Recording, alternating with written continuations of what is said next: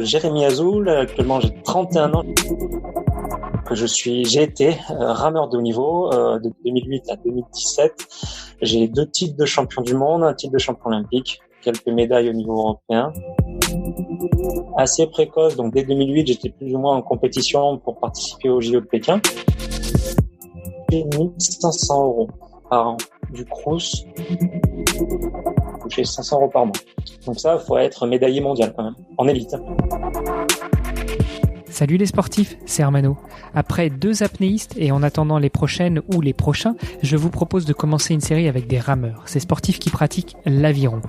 Jérémy est de ces sportifs au grand cœur. Il a été plus que transparent avec nous sur sa carrière, qu'il a arrêtée il y a peu, sur les moyens dont il disposait alors, mais aussi sur le moment le plus difficile de sa carrière, lorsque son ami et coéquipier a été victime d'un accident. Juste avant de vous laisser écouter cet épisode passionnant avec Jérémy, comme à chaque ouverture de casier, j'ai un énorme service à vous demander. Ce podcast ne touche malheureusement que très peu de personnes, ce qui me rend triste car j'y mets tout mon cœur à l'ouvrage. Je ne souhaite pas vivre de ce podcast et encore moins vous embêter avec de la publicité. Mais plus je recevrai de sportives et sportifs inspirants et prestigieux, et plus nous pourrons les aider grâce au projet que je suis en train de finaliser. Et pour ça, il va falloir que l'on enregistre des records d'audience. Alors vous le savez, direction Apple Podcast pour laisser une note 5 étoiles et une revue. Le podcast a aussi des comptes Instagram, Facebook, Twitter, Pinterest et LinkedIn. Partagez-y votre commentaire et taguez-moi, je vous remercierai personnellement. Allez, assez parlé, je vous laisse avec Jérémy.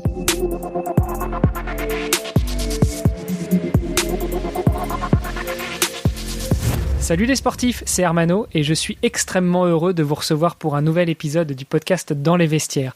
Aujourd'hui, nous aurions dû être 2 intervieweurs, mais je pense que l'ami Bart va nous rejoindre un petit peu plus tard pendant cet épisode. En tout cas, je suis super heureux d'avoir un nouvel invité qui est déjà passé par l'épreuve du podcast extraterrien et qui me fait l'honneur de répondre à mes questions en la personne de Jérémy Azoul. Salut Jérémy. Salut Hermano. Comment tu vas ? Écoute, merci beaucoup pour l'invitation. Ici à Vancouver, on vit aussi le confinement, mais la météo est agréable, donc on en profite. Bon, sauf que si j'ai bien compté, toi, tu t'es levé il y a un peu moins longtemps que moi, donc là, tu commences ta journée. Oui, voilà, nous, on a moins 9 heures de décalage avec Paris, donc il est tout juste plus ou moins 8 heures du matin, donc la journée démarre. Je te remercie de démarrer la journée avec nous. Oui, écoute, avec plaisir. C'est vrai qu'on a réussi à s'organiser pour faire cette interview qui, je pense, va être très, très sympa et j'espère que les internautes pourront en profiter. J'espère aussi. Écoute, ce que je te propose, déjà, avant de rentrer dans le vif du sujet de ce podcast, vous le savez, chères auditrices, chers auditeurs, Jérémy, tu le sais, puisqu'on en a parlé il y a quelques minutes, c'est vraiment de parler du financement de ta carrière, des solutions que tu as trouvées pour t'en sortir et puis à quel point tu as été résilient. Donc, ce que je te propose, avant de rentrer dans ce sujet-là, c'est déjà de te présenter qui tu es, ce que tu as fait ou ce que tu fais dans le sport. Et puis, après, on enchaînera sur quelques questions. C'est noté. Ok, bon, je vais essayer d'être le plus succinct possible. Donc, Jérémy Azoul, actuellement j'ai 31 ans, je suis originaire d'Avignon, dans le sud. Donc, j'ai été rameur de haut niveau de 2000, on va dire mes années seniors, de 2008 à 2017. J'ai 2 titres de champion du monde, un titre de champion olympique, quelques médailles au niveau européen. Sinon, qu'est-ce qu'on peut ajouter ? Oui, je suis kinésithérapeute et ostéopathe de profession, donc j'ai fait quasiment toute ma scolarité sur Avignon et tout mon cursus post-bac sur Lyon. J'ai ensuite, après, arrêté ma carrière en 2017, juste l'année après les Jeux Olympiques. Et depuis, j'ai exercé essentiellement en tant que kiné-ostéo, une partie de mon temps après dans le Nord pour suivre ma compagne pour son activité professionnelle. Et depuis bientôt 18 mois, je suis sur Vancouver, toujours pour suivre ma compagne dans ses activités professionnelles. Et on a un retour prévu en France cette année. Voilà, pour raconter ma fast life en quelques minutes. Ah oui, c'était du rapide. Alors, vous aurez fait quoi ? Même pas 2 ans 2 ans au Canada ? Plus ou moins. Son contrat devait durer 2 ans. Après, l'objectif, c'est pas de rester non plus forcément plus longtemps sur Vancouver. C'est qu'on rentre en métropole et puis qu'elle trouve un poste de maître de conférence. Donc, elle soit rattachée à une université et à un laboratoire et donc elle attend des réponses. Elle a déposé des dossiers, elle devrait passer des oraux au mois de mai ou juin. Actuellement, on n'a pas trop de visibilité, on n'a pas eu trop de communication sur l'organisation des dernières épreuves. Affaire à suivre, mais si tout se passe bien, écoute, on devrait pouvoir rentrer en France début août pour qu'elle puisse être elle, être opérationnelle à la rentrée universitaire de septembre avec son nouveau boulot. Alors, du coup, c'est peut-être l'occasion d'en parler, hein. On le sait, on vit tous plus ou moins en confinement. Est-ce que ça va pas la gêner un petit peu, cette histoire de confinement Oui. Bah alors, écoute, ici, officiellement, il n'y a pas de confinement. Enfin, à ma connaissance, hein, j'écoute un peu les infos locales. J'ai pas eu l'impression que le gouvernement ait annoncé de manière concrète l'assignement à résidence. Après, dans les faits, on vit quasiment la même chose que vous, hein. C'est-à-dire que tout est complètement fermé, que ce soit les espaces publics ou les magasins, indépendamment des services de première nécessité. Donc, indépendamment du fait qu'on n'ait pas imprimé un petit papier pour sortir de chez soi, grosso modo, on est plus ou moins cloîtré à l'appartement. Après, concernant ma compagne, oui, ça va forcément chambouler un petit peu l'ensemble des épreuves finales, hein, les oraux qu'elle doit passer pour savoir si oui ou non elle obtient un poste.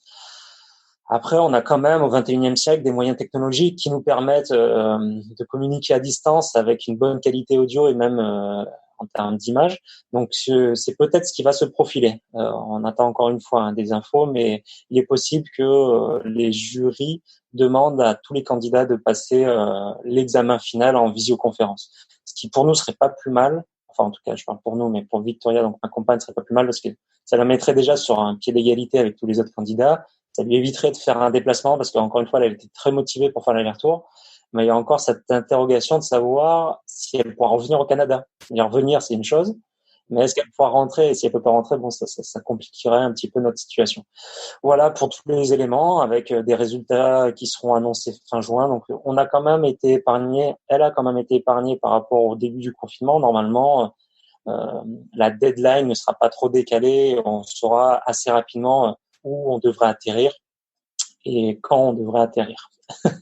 C'est vrai que j'imagine que c'est plus facile pour elle, enfin pour un futur maître de conférence, d'être résilient qu'un sportif qui se préparait pour les JO cette année. Ouais, complètement. Oui, je te dis encore une fois, de ce côté-là, malgré tout, elle a de la chance. On a des moyens technologiques qui permettent encore une fois de pas tout repousser ou complètement supprimer ce qui avait pu être planifié depuis de longs mois. Donc oui, par rapport à ça, moi j'ai une grosse pensée pour les athlètes. Alors pour les jeunes athlètes, je pense que entre guillemets c'est pas un mal pour un bien, mais presque, notamment dans la catégorie dans laquelle j'évoluais, hein, le double poids léger, qui va être supprimé du programme des Jeux Olympiques à partir de Tokyo, c'est-à-dire qu'à Paris 2024, il n'y aura plus de double poids léger, ni même de bateau poids léger dans son intégralité. Donc pour des petits jeunes, j'ai un nom en tête, c'est super, ça leur laisse un petit peu plus de temps pour arriver à maturité et puis pour éventuellement défendre le titre qu'on avait glané à Rio. Pour les athlètes qui sont plus en fin de carrière, comme ça aurait pu être mon cas si j'avais eu l'ambition de continuer jusqu'à la fin de l'Olympiade, moi, ça aurait été vraiment un coup de massue. C'est vrai que même si je pense que la décision est sage d'avoir reporté l'événement, parce qu'en effet, les conditions sanitaires ne sont pas suffisamment sécures, je pense, pour que l'événement se fasse de manière pérenne. Mais oui, quand tu es en fin de carrière, que tu dis que c'est la der des der, que presque tu comptes les entraînements parce que tu es un petit peu au bout du rouleau, parce que ça demande énormément de sacrifices, ouais, c'est un sacré coup de massue. Et par rapport à ça, ouais, je me dis que ça doit pas être si évident que ça pour un bon nombre d'athlètes. Ouais, d'ailleurs, on en parlait un petit peu en off en pensant à Alexandra Recchia, qui je crois est aussi sur la fin de carrière. Une de ses amies aussi, qui est de la même région que toi et que j'avais à ce micro il y a 2 semaines, Sandy Scordo, qui est karatéka kata, pareil, qui va vivre peut-être ses seuls Jeux Olympiques, puisque de toute façon il n'y aura pas le karaté à Paris en 2024, ça c'est sûr, c'est pas encore un sport officiellement olympique. Donc c'est sûr que pour elle, enfin pour des sportifs comme ça, quand on est en fin de carrière ou quand c'est la seule Olympiade qu'on peut vivre, tirer encore 1 an de plus sur la machine avec le risque finalement de pas pouvoir y aller, ça doit vraiment être difficile à assumer. Bien sûr, notamment donc on parlait d'Alexandra. Écoute Alex, si tu nous entends, je te fais un petit coucou. J'ai écouté ton podcast, je me suis régalé, même si ça m'a rendu un peu triste d'écouter un peu ta situation. Mais oui, pour revenir sur la situation d'Alexandra, en effet, ce qui est encore plus difficile, ce qui n'était pas nécessairement mon cas, c'est qu'il n'y a pas l'enjeu financier. Quand tu écoutes le podcast d'Alexandra, où bon, elle t'explique qu'elle puise un petit peu dans ses réserves, ou en tout cas dans l'épargne qu'elle avait pu mettre de côté les précédentes années. Bon, ça, c'est quelque chose qui, à mon sens, ce n'est pas normal quand tu as des aspirations de médaille, ou en tout cas que tu as le potentiel pour amener une médaille. Clan tricolore, moi, c'était plus une usure psychologique. Donc, moi, je parlais que de l'usure psychologique, mais c'est sûr que si en plus tu as la contrainte financière, waouh, Waouh. Non, ouais, c'est énorme, quoi. Ça fait mal. Bah justement, on va en parler aujourd'hui un petit peu de la contrainte financière. Mais écoute, avec plaisir, je te laisse attaquer les questions. Bah, déjà, revenons un petit peu à la base. J'aimerais savoir un petit peu quand est-ce que tu as commencé à ramer, au sens sportif du terme, n'est-ce pas? Et puis, comment est-ce que tu as orienté ta pratique d'un sportif amateur, on va dire, vers un sportif de haut niveau, et puis que tu t'es vraiment dirigé vers le plus haut niveau et que donc tu as eu besoin de financer ta carrière? Alors écoute, moi pour revenir à mes tout premiers coups de rame, j'ai commencé en 2002, fin 2002. J'ai eu mes premières expériences avec l'équipe de France cadet junior en 2005, 2006, 2007, et après à partir de 2008, donc j'ai été dans le groupe élite assez précoce. Donc dès 2008, j'étais plus ou moins en compétition pour participer au JO de Pékin. Après, moi, j'ai toujours fait le choix des études en premier lieu.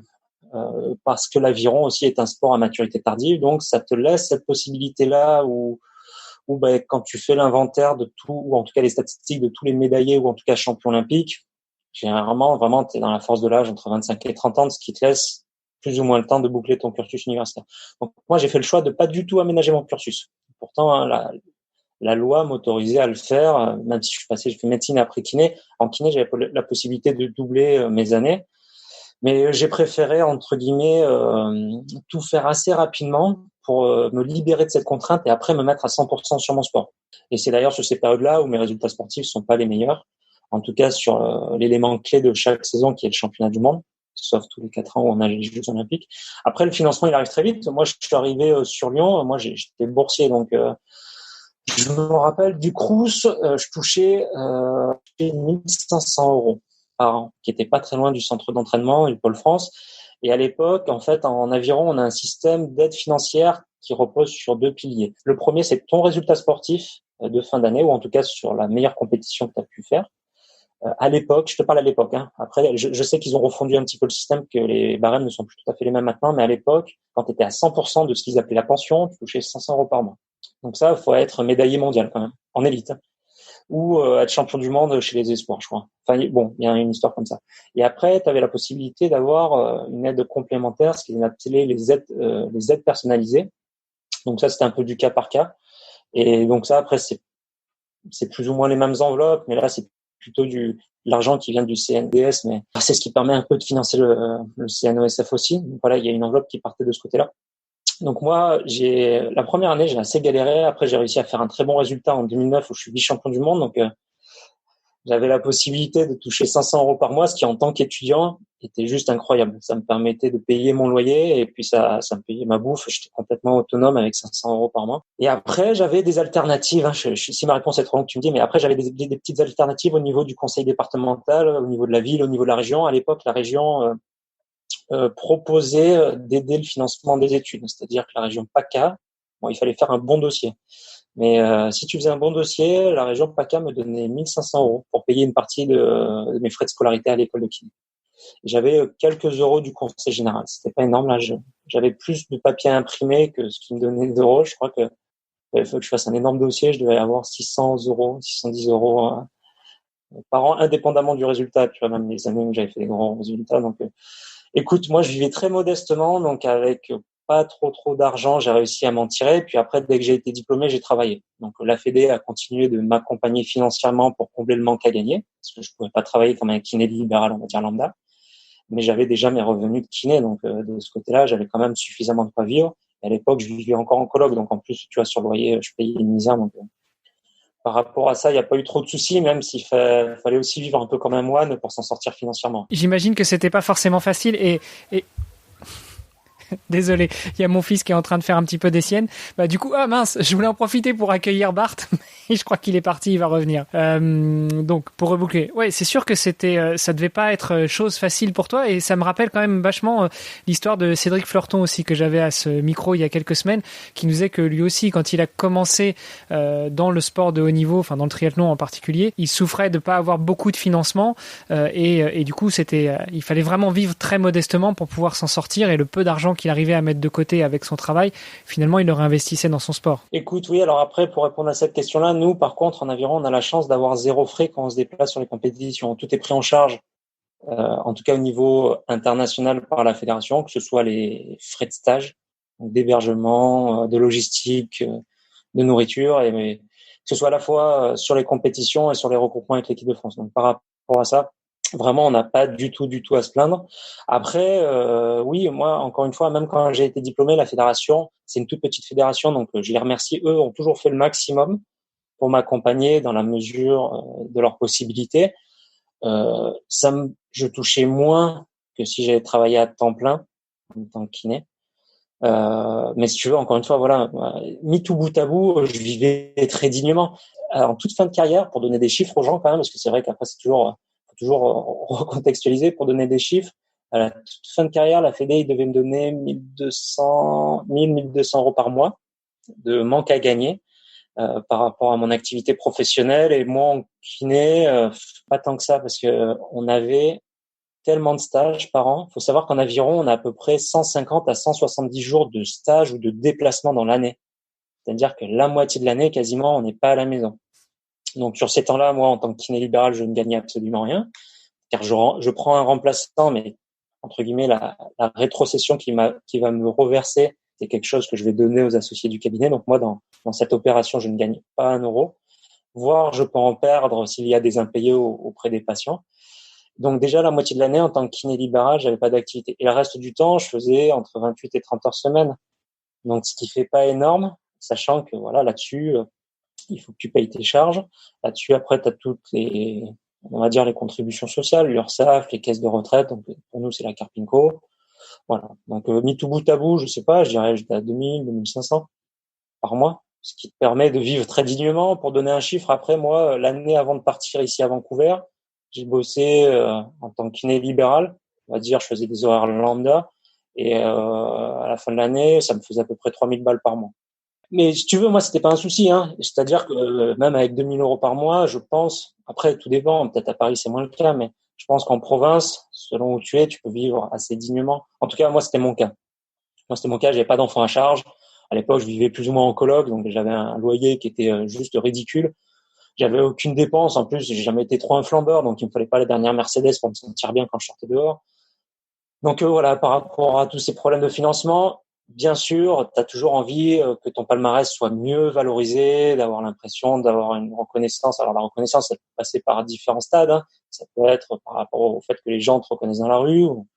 Mais bon, généralement, tu as 3 piliers, hein. C'est soit celle-là de reconnaissance, soit la reconnaissance financière, soit le statut. Mais par rapport à ça, voilà, moi, j'ai jamais trop eu à me plaindre parce que je pouvais quand même vivre de mon sport et me donner les moyens de faire du très haut niveau. C'est sympa de nous avoir donné quelques chiffres parce que justement ça va permettre de mettre en lumière un petit peu les difficultés que les gens rencontrent. Alors effectivement, avec 2 ou 3 000 euros par mois, on se dit que on doit vivre assez bien, assez confortablement, surtout en province, comme tu l'as dit.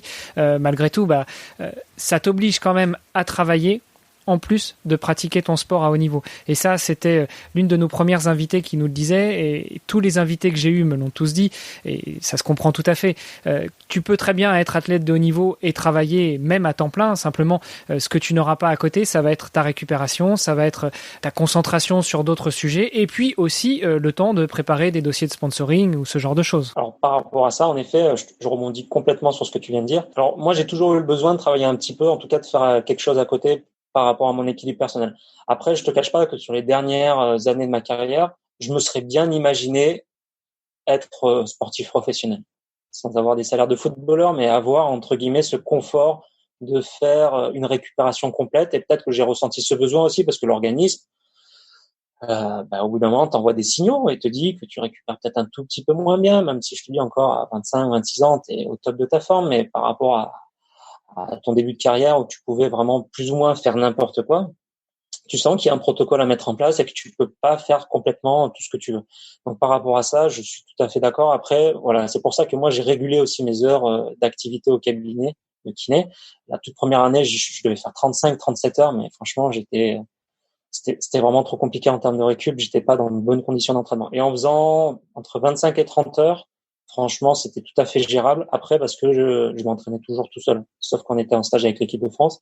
C'est-à-dire que j'étais complètement autonome. Donc, il y avait bien sûr les entraîneurs qui étaient en poste au Pôle France, qui assuraient le suivi quand je ramais sur l'eau et quand j'étais en séance de musculation ou en salle. Mais de manière globale, j'étais un électron libre et je ne perdais absolument aucun temps dans les déplacements. J'avais vraiment tout maximisé, c'est-à-dire que je mettais 5 minutes en vélo depuis l'appart pour aller m'entraîner et ensuite je mettais 10 minutes en voiture pour aller au cabinet. Donc il y avait déjà aucune perte de temps et d'énergie dans les bouchons sur ces points clés, je pense, de l'organisation quotidienne d'un sportif de haut niveau. Et puis après, j'avais un rythme qui me permettait aussi de récupérer. Alors c'est sûr que je faisais pas de sieste en semaine, mais bon, en tout cas, par rapport moi à mes besoins personnels, je parle que de ma propre expérience, j'avais l'impression d'avoir trouvé cette forme d'équilibre. Mais après, ça c'est possible en aviron. En tout cas, moi, ça m'est possible. Mais il y a des sports, c'est pas possible. Tu vois, il y a des sports, la gym, c'est juste pas possible. Nous, on a des séances qui durent 1h30, 2 heures. Donc, allez, 2 heures et demie, vraiment, quand on fait les grosses séances de muscu et que ça peut durer très, très longtemps. Mais ça dure 1h30, 2 heures. Donc, de manière effective, c'est pas si long que ça, quoi. En gym, j'ai la gym qui me vient en exemple. Il y a bien plein d'autres sports, mais ça, c'est pas possible. Si tu fais en 2 heures de séance, tu fais rien, quoi. T'as juste le temps de t'échauffer. Donc, c'est pas compatible et je comprends tout à fait ta question. Et une fois de plus, ça n'est que ma propre expérience par rapport à mon sport. Mais oui, bien sûr, il y a des contraintes qu'il faut supprimer et je comprends que certains athlètes aient besoin de se professionnaliser pour être vraiment compétitif, parce que je pense qu'on a les ressources humaines en France pour faire du très haut niveau. Alors c'est bien parce que tu reboucles un petit peu sur ce qu'on disait avec Pierre Frolas. Pierre nous disait qu'il fallait déjà faire un petit peu de sémantique. Il y a athlète de haut niveau et il y a athlète professionnel, sachant que l'athlète de haut niveau, eh bien c'est ce que sont tous les sportifs d'un certain niveau et qui représentent la France notamment au niveau international. Et puis le sportif professionnel, celui qui arrive à vivre de son sport. Alors finalement, tu n'étais pas vraiment athlète professionnel puisque tu continuais à travailler. Bien sûr, tu recevais des subventions de la part de l'État, de la part de la fédération et autres pour pouvoir pratiquer ton sport, mais c'était plus une compensation du manque à gagner. Enfin, tu l'as dit, c'était pour toi une question d'équilibre, de continuer à travailler plus que d'avoir mis en place des mécanismes pour pouvoir pratiquer ton sport et en vivre. Bien sûr. Alors, encore une fois, il faut bien recontextualiser, c'est-à-dire que j'ai dit tout à l'heure, en aviron, on n'avait aucun frais qui était inhérent au stage avec l'équipe de France ou au déplacement sur les compétitions internationales. Là-dessus, nous, on débourse 0 €. Donc déjà, là-dessus, on est hyper tranquille, quoi, tu vois, par rapport à d'autres sports où il y a de la logistique au niveau du matos. Puis après, tu vois, le triathlon, je sais pas si c'est la Fédé qui prend en charge, mais t'as des frais qui peuvent être énormes. Puis en plus, ils ont des grosses saisons où ils sont obligés de se balader, tu vois, toute l'année par rapport aux manches de Coupe du Monde. Nous, c'est assez limité. On a 3 manches de Coupe du Monde, un championnat d'Europe, un championnat du monde par saison. Donc, tu as 5 rencontres. Et là, t'as tout fait. Quand t'as fait ça, t'as tout fait, quoi. Donc, tu vois, c'est très limité sur une période qui est juste la période estivale entre le mois de mai et le mois d'août.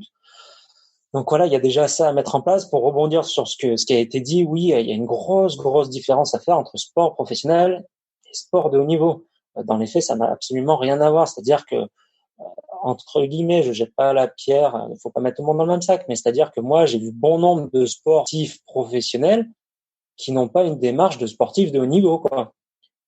Faut bien comprendre un petit peu. Et à l'inverse, il y a beaucoup de sportifs de haut niveau qui ont une démarche de professionnel, mais qui ne le sont pas, qui sont amateurs. Donc voilà, faut arriver à tout bien réimbriquer, comprendre un petit peu comment ça fonctionne. Le sportif de haut niveau, théoriquement, il est inscrit sur une liste ministérielle qui lui ouvre certains droits. L'aménagement de ton cursus universitaire, la possibilité de demander éventuellement quelques deniers auprès de ta région, auprès de ton conseil général, auprès de ta ville. Ça te donne la possibilité, comme on le disait tout à l'heure, peut-être aussi de récupérer certains trimestres pour ta retraite selon la manière dont tu as aménagé ton cursus post-bac, ce qui n'est pas le cas de sportif professionnel. C'est-à-dire que sportif professionnel, c'est ton métier. Et c'est aussi là où je veux rebondir, c'est-à-dire que je pense que la semi-professionnalisation, à mon sens, est le meilleur compromis que l'on puisse trouver dans l'épanouissement de l'athlète et puis même en termes de motivation, c'est-à-dire que du jour au lendemain, quand tu deviens professionnel, c'est ton métier et on n'a qu'à faire un sondage dans notre entourage proche. Quelle est la motivation le matin quand tu te lèves pour aller bosser? Et ben, au bout d'un moment, bon, c'est mécanique, quoi. Tu y vas pas parce que tu as envie, quoi. C'est parce que c'est ton boulot, tu es payé pour ça, contractuellement, il faut que tu respectes un certain nombre de choses.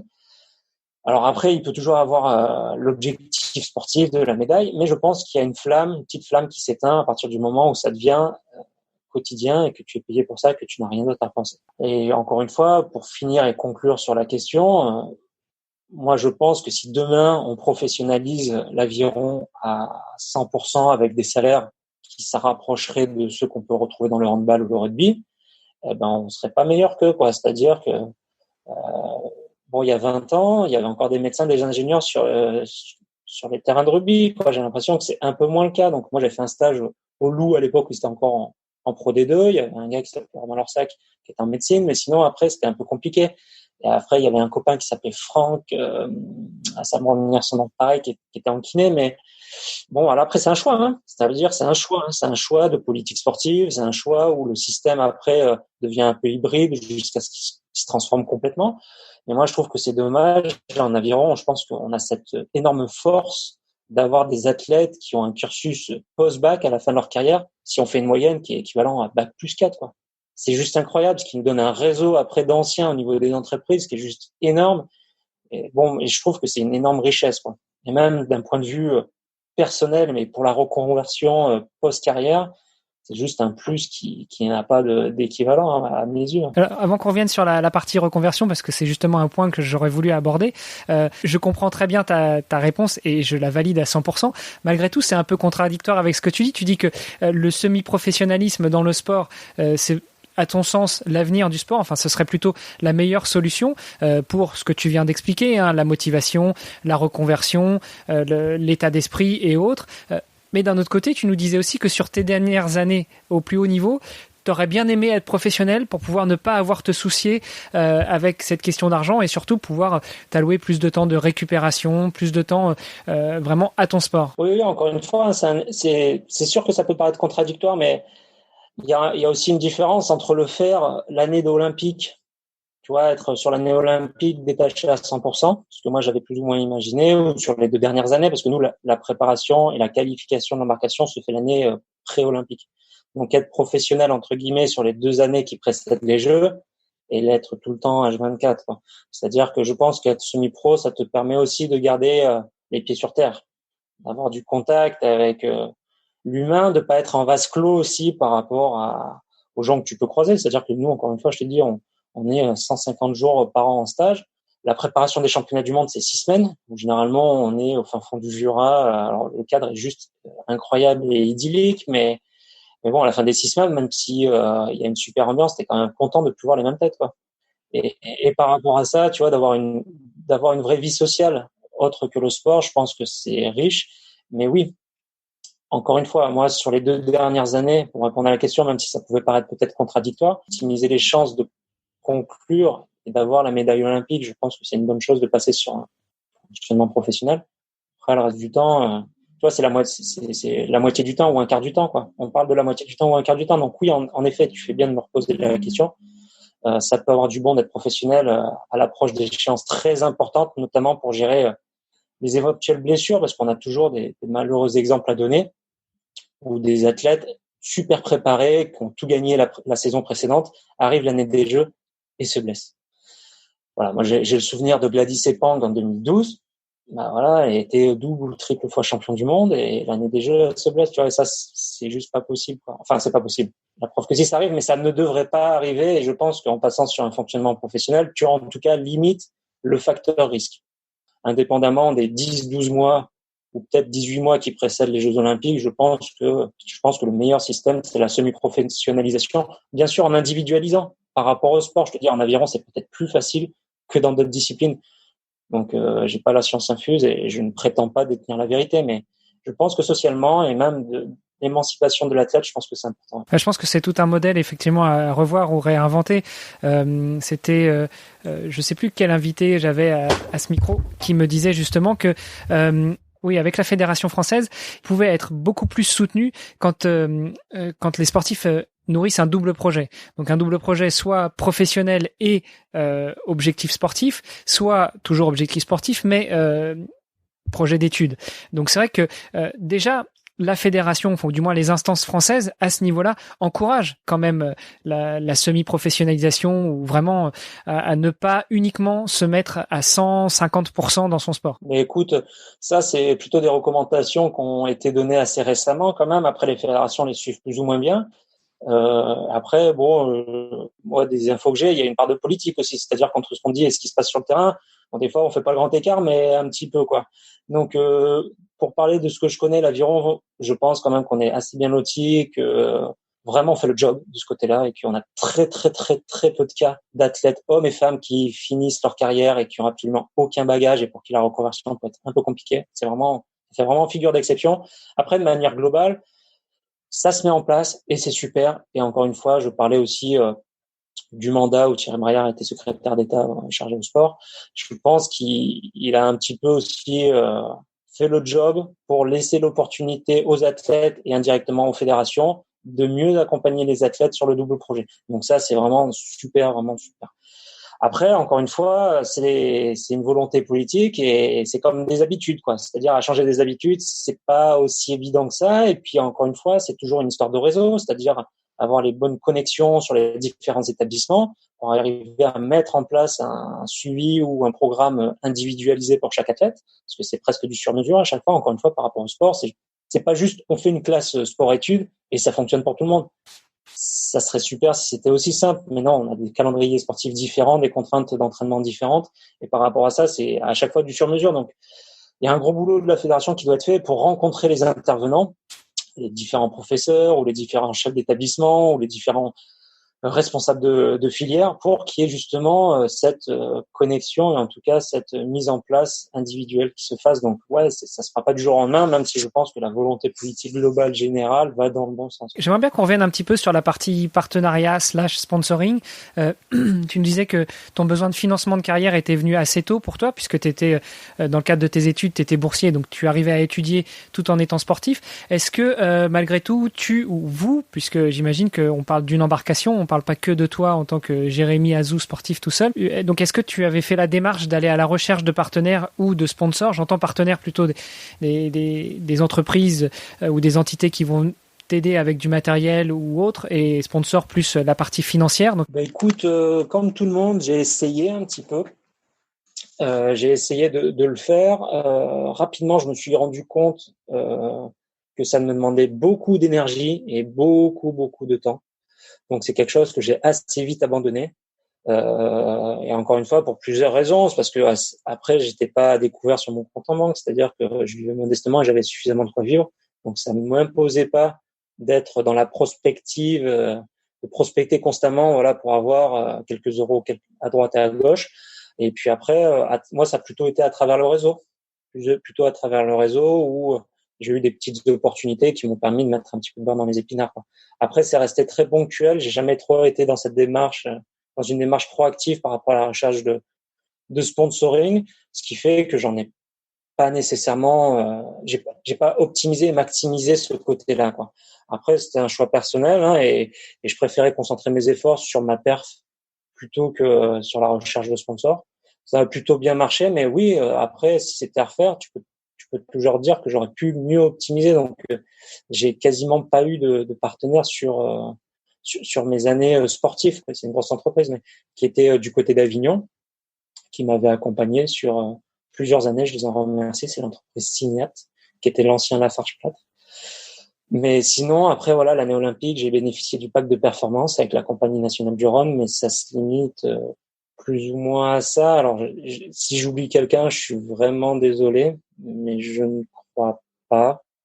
C'est toujours compliqué de faire le listing. Après, t'as une chance sur deux pour oublier quelqu'un, et puis après, c'est un peu le drame, quoi, tu vois. Et ça m'a apporté un petit peu de confort, mais après, encore une fois, la fédération faisait quand même le job, et au quotidien, par rapport aux chiffres que j'ai donnés tout à l'heure, ça nécessitait pas, tu vois, que je me mette en quatre pour aller chercher des sponsors ou taper aux portes pour dire s'il vous plaît aidez-moi, sinon je vais pas pouvoir finir à boucler la fin du mois. Tu ramais, tu n'avais pas la perche et tu n'étais pas obligé de te promener tout nu dans les rues de Paris pour appeler aux sponsors. Bah écoute, moi j'avais trouvé que ça avait fait le buzz, que c'était cool, tu vois. Ah, c'était génial. C'était juste génial. Après, quand tu entends parler des sommes, bon, toi, en tant que rameur, ça te fait relativiser. Tu dis, ouais, je peux comprendre. Après, ouais, c'est bien de regarder toujours devant aussi. Faut pas oublier d'où on vient aussi, quoi, tu vois. Donc après, peut-être qu'il y avait besoin de plus d'argent parce que bon, il avait un gros crédit, je sais pas. Moi, je trouve la vidéo juste incroyable. Après, quand tu regardes un petit peu, si les médias ont fait leur job et ont bien donné les bonnes informations par rapport au contrat qu'il avait souscrit, par rapport aux sommes qu'il percevait, Bon, c'est le genre de truc que j'ai jamais eu, moi, tu vois. Donc, après, c'est de l'athlétisme, c'est pas de l'aviron. Bon, après, faut recontextualiser, tu vois. Mais bon, voilà. Bon. Bien heureusement pour moi, j'ai jamais été obligé. Ou peut-être que ça aurait pu le faire, hein, tu vois. Si je m'étais baladé à poil sur les bords de Saône à Lyon, ça aurait pu déclencher quelques beaux contrats. Mais bon, écoute, heureusement, j'ai pas été obligé de le faire et c'est pas sans m'en plaindre. Bon. Pour revenir un petit peu justement sur les quelques petits sponsoring entre guillemets que tu as réussi à avoir, qui étaient plus de l'opportunisme du réseau, tu nous as dit, comment est-ce que se passe la relation avec un sponsor? Évidemment, je parle pour toi, tu pourras peut-être pas parler pour les autres, mais est-ce que tu as été plutôt proactif? Est-ce que tu maintenais le contact régulier avec eux, ou est-ce que c'était tes sponsors qui venaient vers toi pour avoir des informations, pour faire des photos, des séances de shooting, de presse? Voilà, j'aimerais en savoir un petit peu plus sur la relation d'un sportif de haut niveau avec ses partenaires. Moi, je trouve qu'il est important quand même. Je trouve que les sponsors, c'est un peu comme les amis, quoi. Moins t'en as, mieux, pas mieux c'est, mais plus tu arrives à choyer la relation. Exactement. Je pense que c'est quelque chose qui doit se soigner et c'est une relation vraiment de. Voilà, l'échange est très important. Donc bon, écoute, moi, j'avais la possibilité d'avoir ce partenaire là sur Avignon où on avait essayé d'organiser au moins une fois par an. Une journée où moi j'avais fait, je sais plus, une espèce de conf, ou je sais plus comment ça s'était matérialisé, mais voilà. Et puis après, à l'occasion, moi, de manière, on va dire informelle, dès que je redescendais du côté de chez mes parents, j'essayais de voir si je pouvais. Ça m'arrivait peut-être une ou deux fois, tu vois, passer. Alors pas complètement à l'informel, parce que sinon après les gens, ils ont leur agenda aussi, mais voir les gens, quoi. Après moi, peut-être à travers mon métier de kiné, j'ai toujours aimé aussi ce côté relationnel, cet échange, tu vois, et j'ai toujours eu besoin de mettre de l'humain, même dans le cadre du sportif, pour avancer et puis pour me sentir bien. Mais oui, en effet, moi je pense que c'est quelque chose qui est important et il y a des grosses entreprises qui peuvent se passer de ça, des très très gros groupes qui ne vont pas forcément attendre grand chose en retour de l'athlète pour développer leur image, pour faire de la com. Après, je pense que des entreprises, comme c'était le cas sur Avignon, même la Compagnie nationale du Rhône, qui est une très belle entreprise avec une philosophie qui est quand même basée sur de l'énergie plus ou moins verte. Donc en plus, c'est agréable, tu vois, de pouvoir représenter les couleurs d'une entreprise ou d'entreprises, tu vois, qui ont une responsabilité aussi environnementale ou civile. Donc ouais, par rapport à ça, moi humainement, c'est toujours bien passé et je trouve qu'à partir du moment où c'est bien planifié, bien positionné dans l'emploi du temps, on peut donner de la disponibilité, quoi. Et je pense que c'est la meilleure chose qu'on puisse faire, donner de la disponibilité aux employés, voilà, pour créer du lien et c'est comme ça que ça se crée le lien. Parce qu'après, bon, moi, j'ai jamais été un immense fan des réseaux sociaux. J'avais une page Facebook, j'avais un blog où j'ai essayé d'écrire 3-4 lignes, tu vois, mais indépendamment de ça, j'étais pas non plus proactif sur Insta.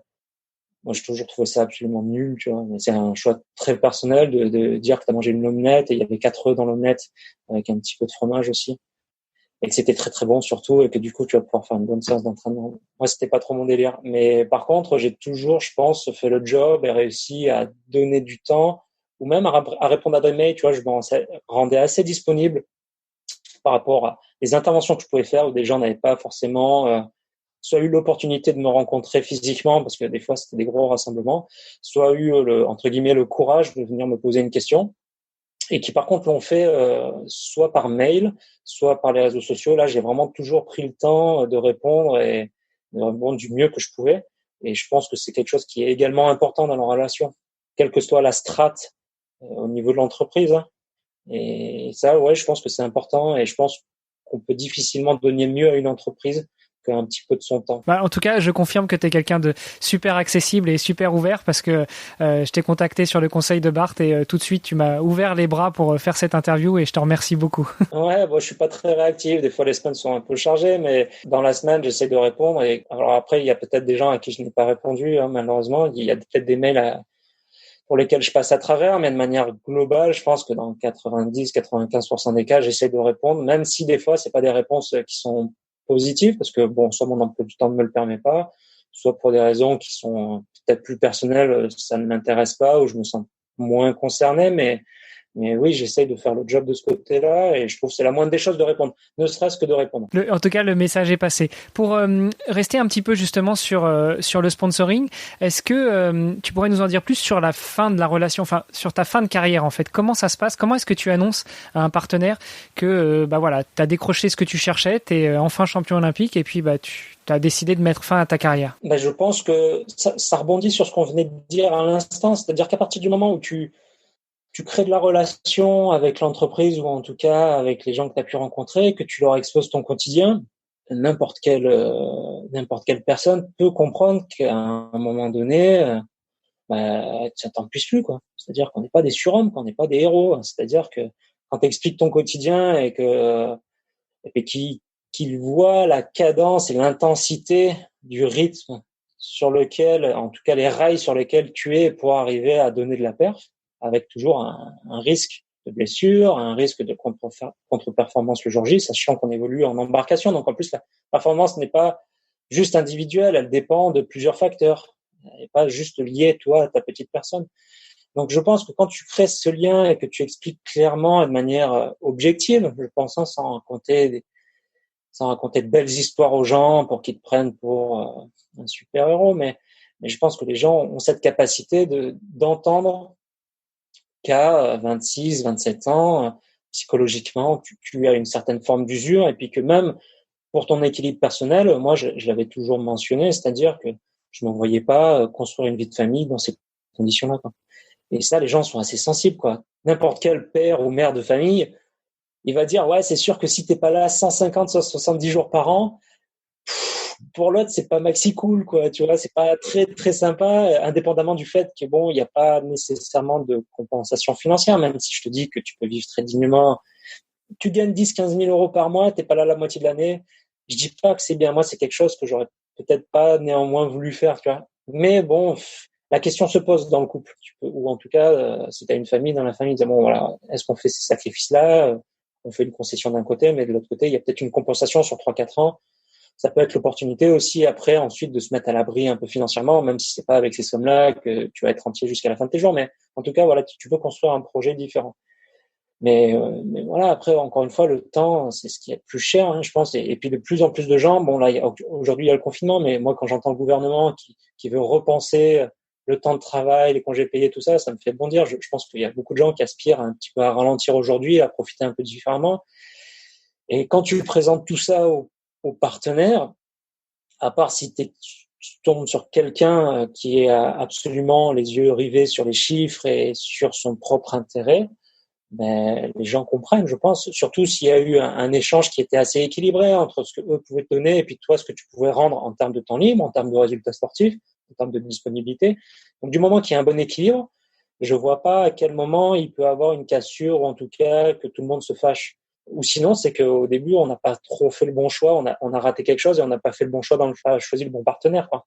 En tout cas, la bonne entreprise, parce que, en effet, si c'est quelque chose qui pose un souci quand tu arrives vers 27-30 ans, ouais, je pense qu'il y a quelque chose qu'on a zappé. Donc, écoute, moi, j'ai pas du tout eu de soucis aussi parce que, je pense qu'humainement, ça s'est toujours très bien passé. Et puis, j'ai essayé de faire les choses de manière assez clean, quoi. Dès que j'ai essayé de prévenir les gens quand j'ai su que que j'en pouvais plus, quoi.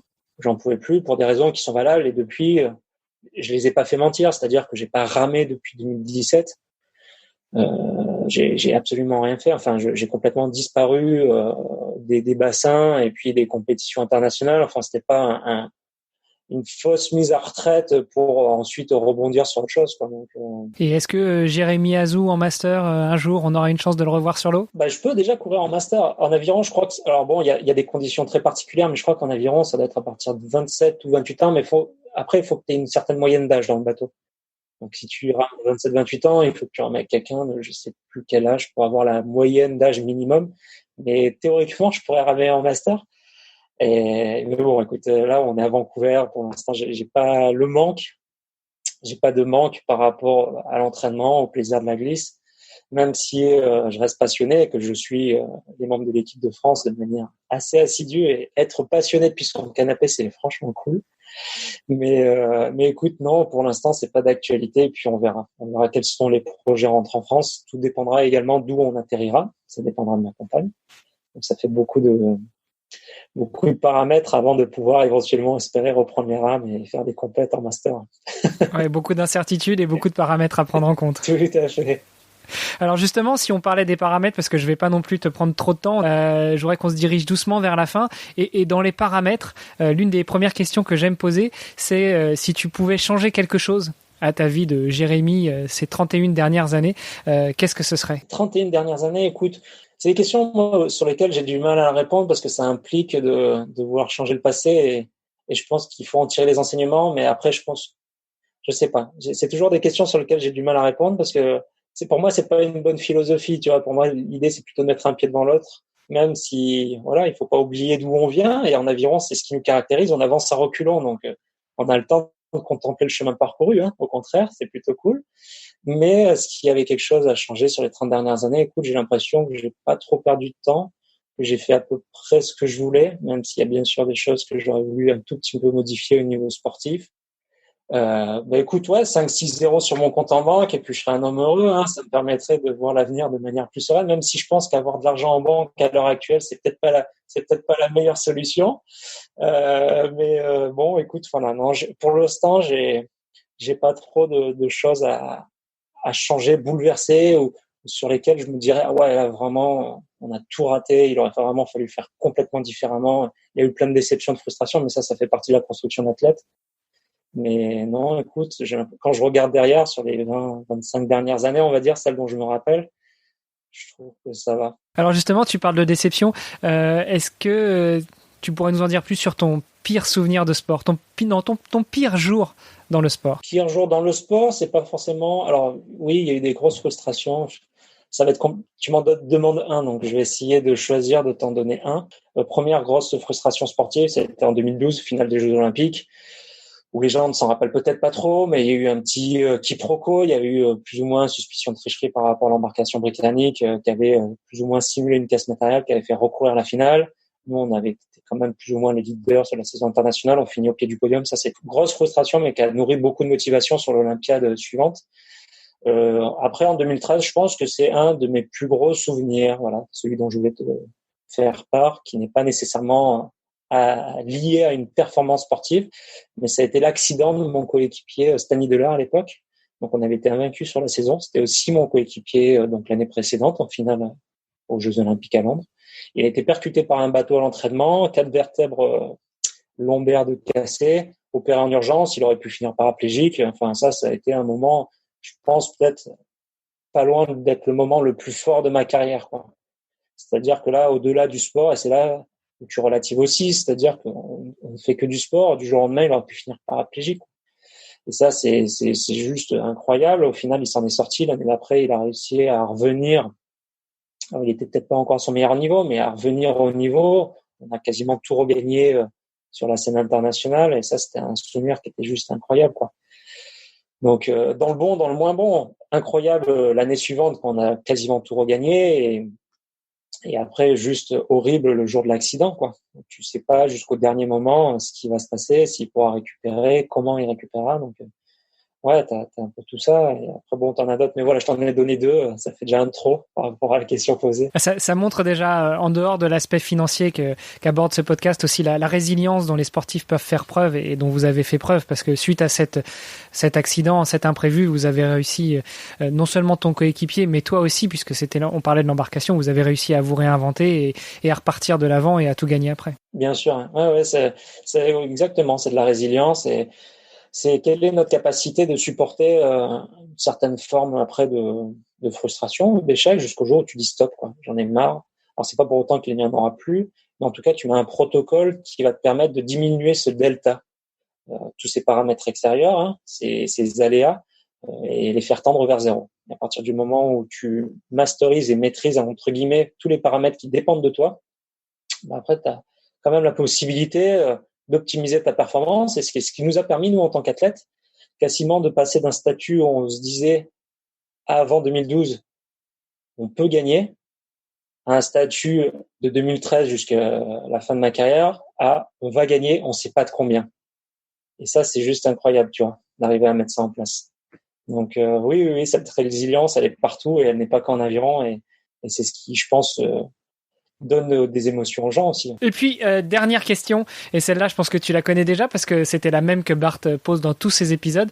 S'il y avait une sportive ou un sportif que tu voudrais entendre sur ce podcast, est-ce que tu aurais des noms à nous donner? Ah, tu me poses une colle. En plus, il me l'avait dit, Bart. Je lui avais donné 2-3 noms. Écoute, c'est pareil, toujours un sportif ou une sportive. J'avais pas préparé. J'ai pas d'aspiration particulière. Moi, j'ai beaucoup d'admiration pour les... tu vois, par exemple, la natation synchro, quoi.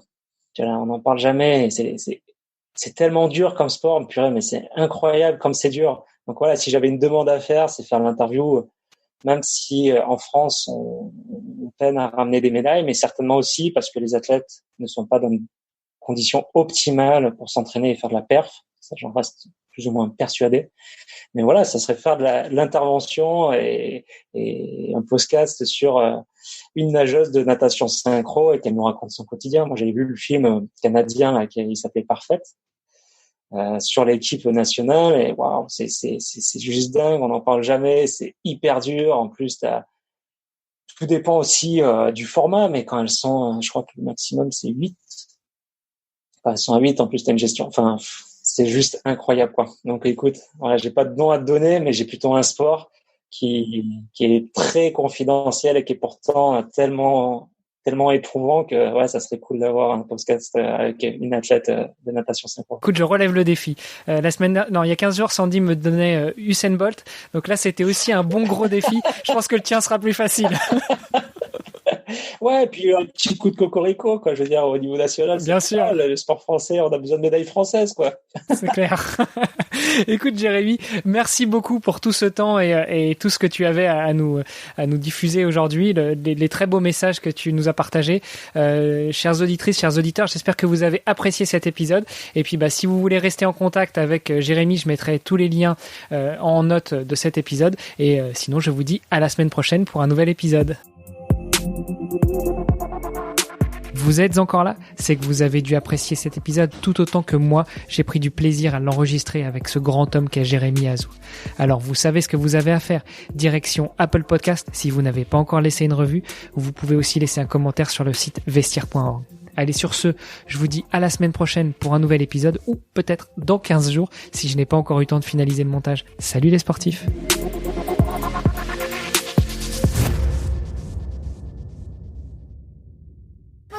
Excuse-moi, Jérémy, 2 minutes. Il y a mon petit qui a absolument besoin d'un truc. Il va mourir s'il l'a pas. À tout de suite.